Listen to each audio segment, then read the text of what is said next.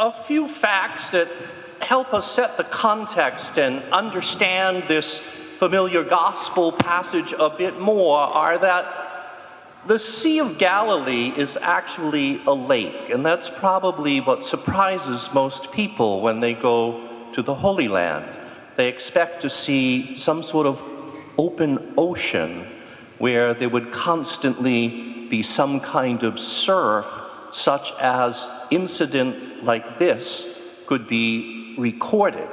Because usually that lake that's 8 miles wide and 13 miles long is as smooth as glass.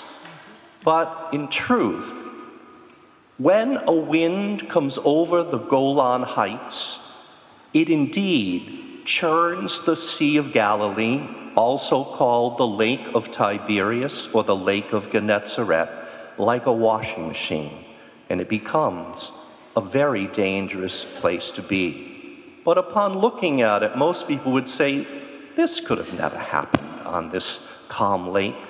But obviously, the source behind the gospel is very familiar with the geography of the Holy Land and the nature of that lake we call the Sea of Galilee.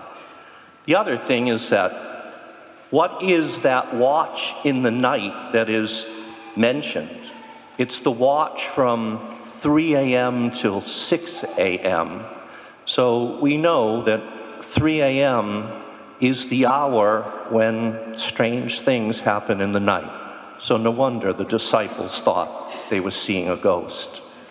But as we hear this incident, it's easy for us to kind of sympathize with Peter, who either with blind faith or false bravado, maybe a little of both, asked Jesus to let him do what is seemingly impossible.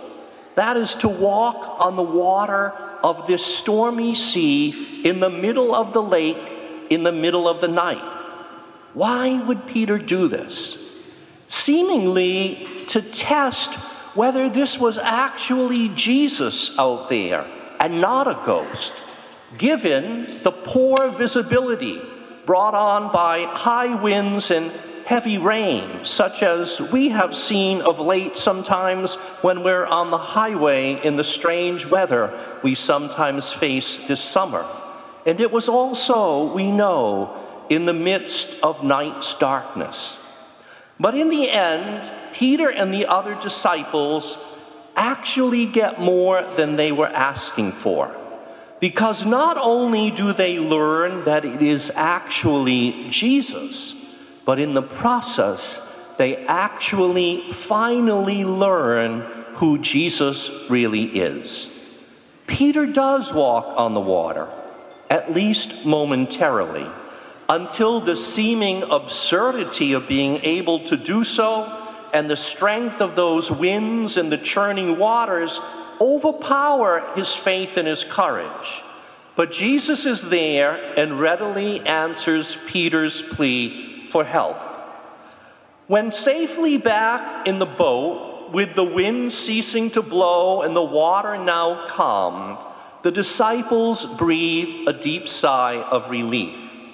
Yet this episode stands in contrast to a very similar one reported some 6 chapters earlier in this same gospel, in which Jesus is in the boat, but asleep, and the boat is being perilously rocked by the wind and sea, and the fearful disciples wake Jesus up and ask him to save them. And with just a simple command, be still, he calmed the wind, the sea, and his frightened followers. Then they asked, who could this be that even the wind and the sea obey him? But this time, they no longer ask, but note, they rightly conclude this time, truly, this is the Son of God. They might have been able to reach that conclusion a little bit sooner had they more carefully listened to what Jesus first said as he approached the boat that night. We hear, "Take heart, it is I. Don't be afraid," which on the surface might seem like a rather empty reassurance in the midst of their present peril. But if we examine that more closely, especially in the original Greek in which this gospel was written, we would hear this: "Take heart, I am. Do not be afraid." And so from the very start, Jesus is revealing the true reason why they had no need whatsoever to fear. Because he is I am.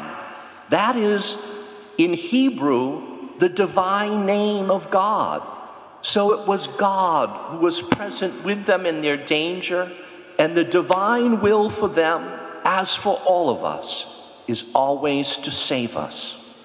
But like most human beings, the disciples needed more than words to be assured. And so it was only after they tested Jesus and the storm ceased as both he and Peter got into the boat that they knew with great certainty that it was indeed Jesus, and Jesus is all he claims to be.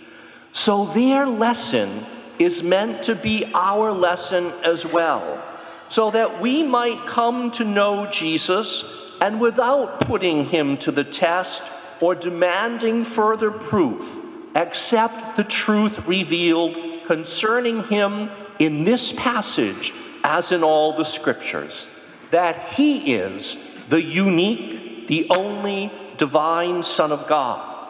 Thus, when our boats are getting rocked by life's storms and we are tempted to let fear and anxiety overwhelm us, we can instead remain calm, not only after the storm quiets, but even in the midst of it, trusting that although conditions might also prevent us from seeing Jesus as clearly as we might like, it is undoubtedly Jesus always with us as long as we keep faith, even when that means holding on to faith with white knuckles in the face of some of life's tempests. And the will of God, as revealed in Jesus and his purpose, is always to save us.